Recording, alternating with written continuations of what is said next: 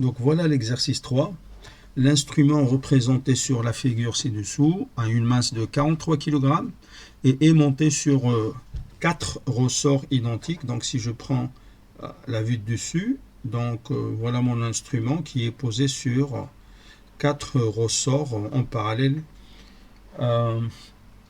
Et donc bien sûr, pour les ressorts en parallèle, on a la raideur qui va être la raideur équivalente qui va être 4 fois la raideur donnée. Le mouvement du sol est harmonique, donc le sol sur lequel est posé l'instrument, il bouge avec une certaine fréquence. Alors la première question, calculer la fréquence propre du système en Hertz. Donc on ne demande pas la pulsation mais la fréquence. Donc la fréquence naturelle propre, c'est 1 sur 2pi racine carrée de k sur m. Et donc c'est égal à 1 sur 2pi racine carrée de 4 fois 7200 newtons par mètre divisé par la masse est 43 kg. Et donc tout calcul fait, ça fait 4,12 Hz. Deuxième question, si l'amplitude de vibration verticale de la base est de 0,1 mm, calculez la plage de fréquence en Hertz de la base à éviter pour que le déplacement de l'instrument ne dépasse pas 0,15. Donc là, on va se placer à la limite et on va voir quelles sont les fréquences qui donnent exactement 0,15 mm. Mais avant cela, on va rappeler, ok, donc voilà, rappelons l'équation du mouvement. Lorsque un système est excité par la base et en l'absence de l'amortissement, puisque ici il n'y a pas d'amortissement, c'est égal à K fois XB et je l'exprime sous forme de un certain module fois cosinus de pi ft, puisqu'on me dit que la base est excitée avec un mouvement harmonique. Et donc écrivons ce mouvement harmonique comme une amplitude fois cosinus de pi fréquence fois temps, au lieu de l'écrire cosinus oméga t. Donc le mouvement de l'instrument va aussi être harmonique et par conséquence le mouvement, et là on parle bien sûr de la solution particulière, je ne m'intéresse pas au régime transitoire, donc je suppose que j'ai les mécanismes, même s'il n'y a pas d'amortissement, pour par exemple éliminer et donc ne pas avoir de solution transitoire dans ma solution globale. Donc si j'écris comme quoi xp égale grand xp, le module cosinus de pi ft, on arrive à la solution xp sur xb, c'est égal à k sur k moins m de pi f au carré, et là en valeur absolue, puisqu'on va avoir un racine carrée de ça au carré. Donc si je divise en bas par k, je trouve c'est 1 sur 1 moins oméga plutôt f carré sur fn carré. Donc si à la limite je prends xp égale 0,15, la fréquence d'excitation qui va donner ce xp égale 0,15 mm est solution de l'équation 0,15 divisé par 0,1, qui est le mouvement de la base, égale à 1 sur A moins F carré sur Fn carré. Et donc, ça donne valeur absolue de 1 moins F sur Fn, le tout au carré, égale à 1 sur 15. Donc, il y a deux possibilités, soit que 1 moins F sur Fn, le tout au carré, c'est égal à 1 sur 15, ou bien F sur Fn, le tout au carré, moins 1, égale à 1 sur 15. Et donc, ça me donne deux possibilités, soit que F égale à Fn sur racine de 3, ou bien 2,38 Hz, ou bien la deuxième possibilité, c'est que F égale à racine carrée de 5 sur 3 Fn, ou bien 5,32 Hz. Donc voilà, j'ai trouvé les fréquences qui donnent exactement 0,15. Alors là, on va rappeler comment varie le XP sur XB en fonction du ratio F sur Fn en l'absence de l'amortissement. Donc pour les petites fréquences d'excitation, nous avons XP égale XB, et après on va avoir le module qui va tendre vers l'infini pour exactement 1. Et là, j'ai racine de 2 qui donne un XP sur XB égale à 1. Alors, nous, en fait, on n'a pas un XP sur XB égale à 1, mais 1,5. 0,15 divisé par 0,1. Et donc, quelque part là.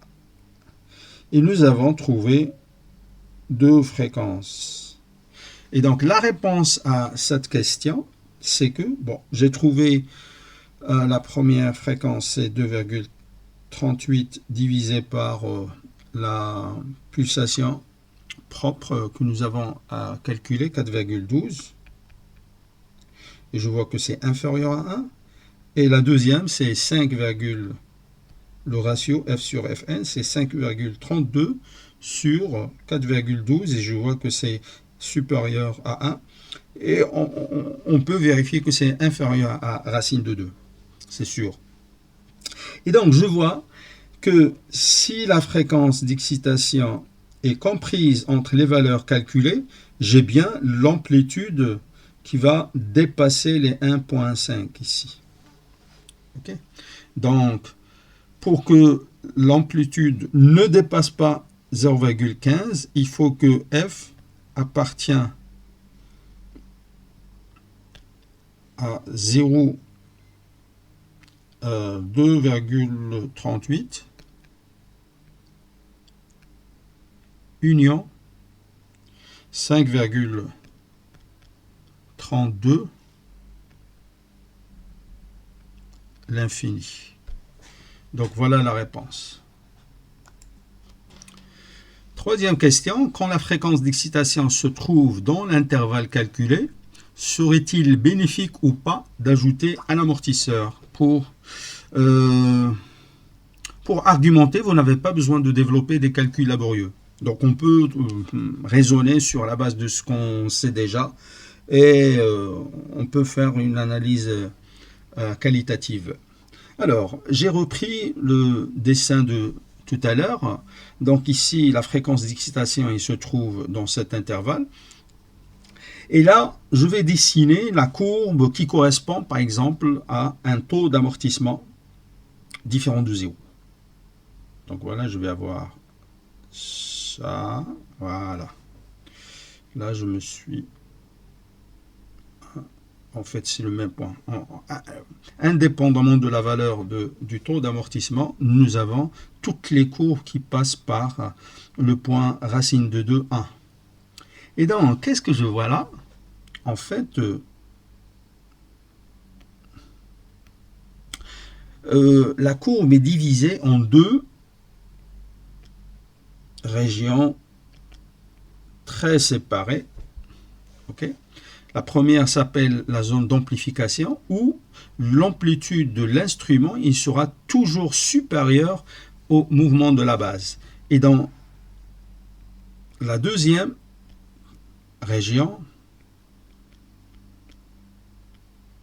c'est une zone d'atténuation, si vous voulez, ou d'isolation. Alors, ce qu'on peut remarquer, en fait, que dans la zone d'amplification, le fait d'augmenter le taux d'amortissement décroît l'amplitude. Et dans la zone d'atténuation, si on augmente, rappelez-vous ici j'ai zeta égale 0, et là 0, et là zeta différent de 0. Donc le fait d'augmenter le taux d'amortissement, en fait, ça augmente l'amplitude. Et donc, nous avons trouvé que la fréquence, il appartient à l'intervalle 2,38, 5,34 Hz, ou bien F sur Fn, il appartient à l'intervalle 0,58. Donc si je divise cette valeur par la fréquence propre que nous avons calculée, j'ai 0,58 et 1,29.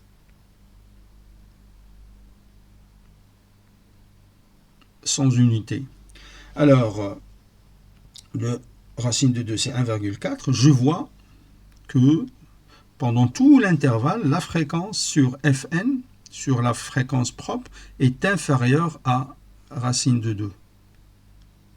Et par conséquence, on se trouve dans la zone d'amplification. Et par conséquence, si le taux d'amortissement augmente, on a XP qui va diminuer, donc c'est bénéfique. Donc dans cette zone, il est bénéfique d'ajouter le taux d'amortissement. Si j'étais au-delà du point racine de 2,1, c'est le contraire. Il ne faut pas utiliser d'amortisseur.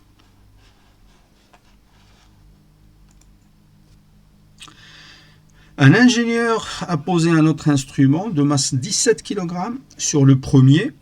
Quelle est la conséquence sur la gamme de fréquences calculée? Donc là, la situation, il a changé. Bon, je vais prendre le crayon rouge. Donc j'avais un instrument de 43 kg posé sur un ressort de raideur équivalente 4 fois 7200 Nm par mètre. OK. Donc M1. Et là, l'ingénieur, il a posé un autre instrument. Et on voudrait voir quelles sont les conséquences en fait de cet acte anodin. Donc la première chose qui change, bien sûr, c'est la fréquence propre. Maintenant, nous allons avoir notre nouvelle fréquence propre, c'est 1 sur 2π, racine carrée, la raideur n'a pas changé, donc c'est 4 fois 7200, mais la masse, il a changé. Maintenant, c'est 43 plus 17, ça fait 60 kg. Et donc, notre nouvelle, et d'ailleurs c'était prévisible,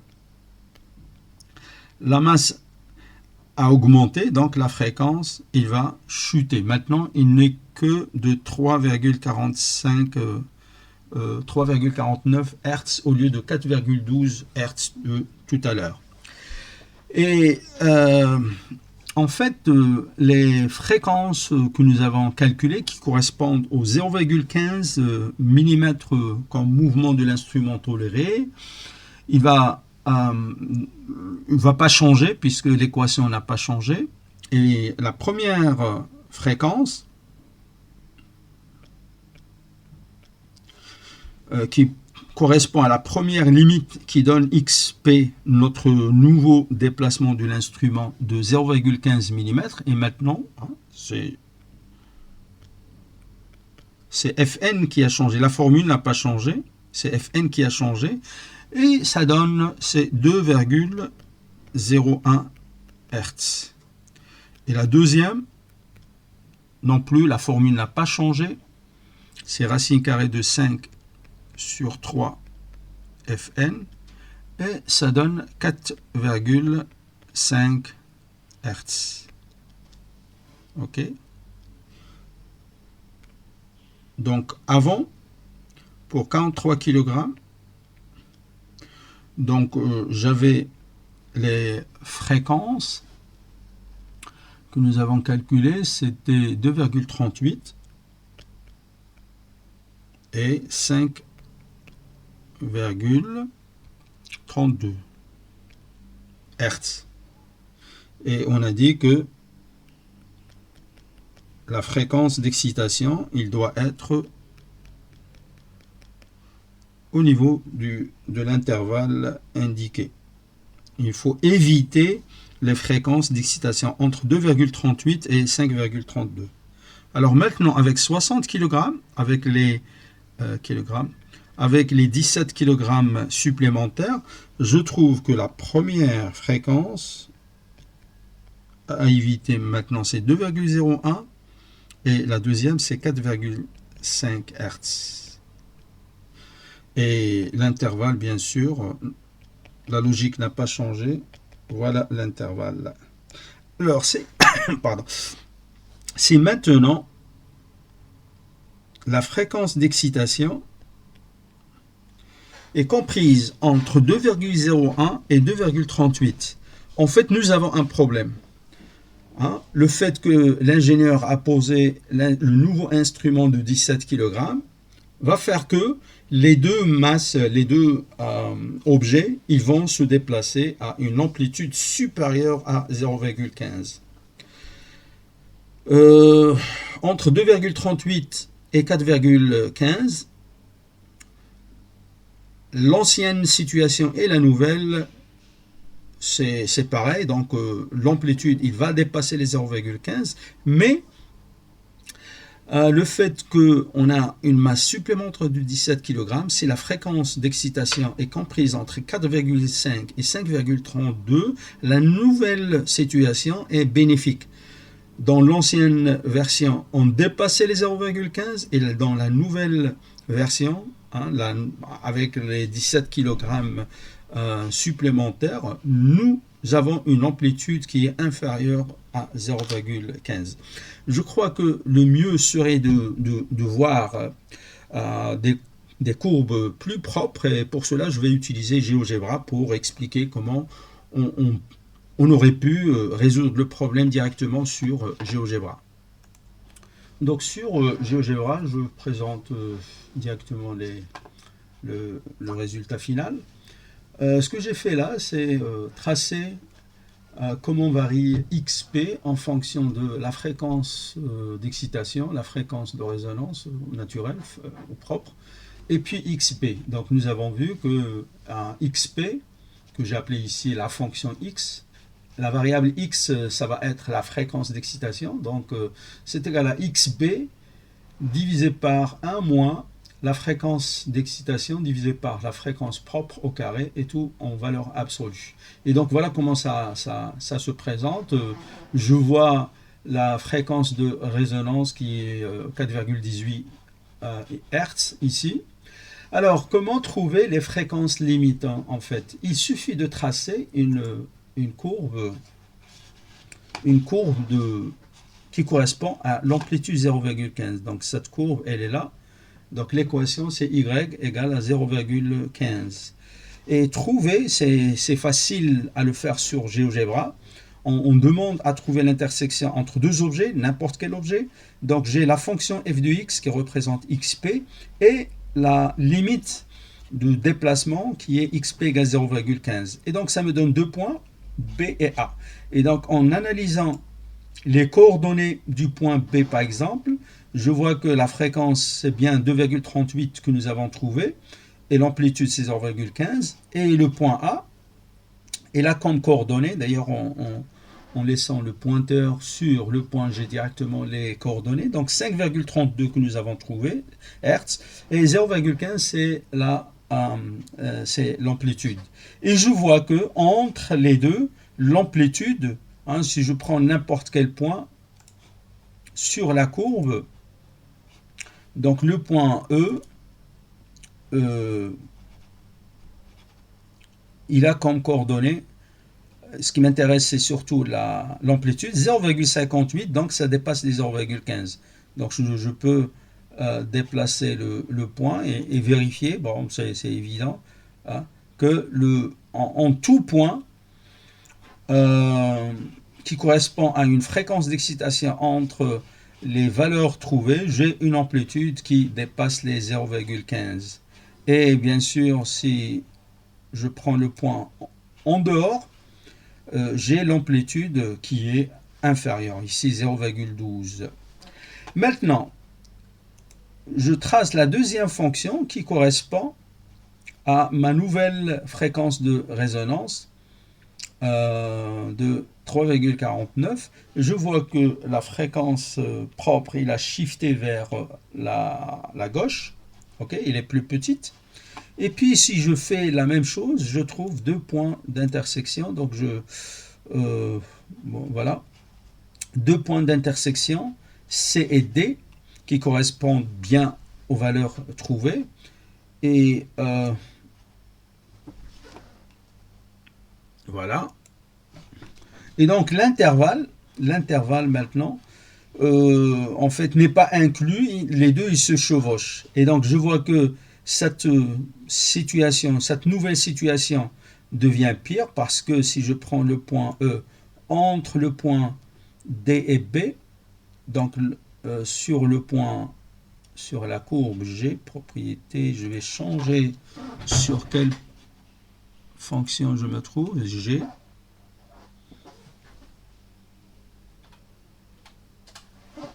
Voilà.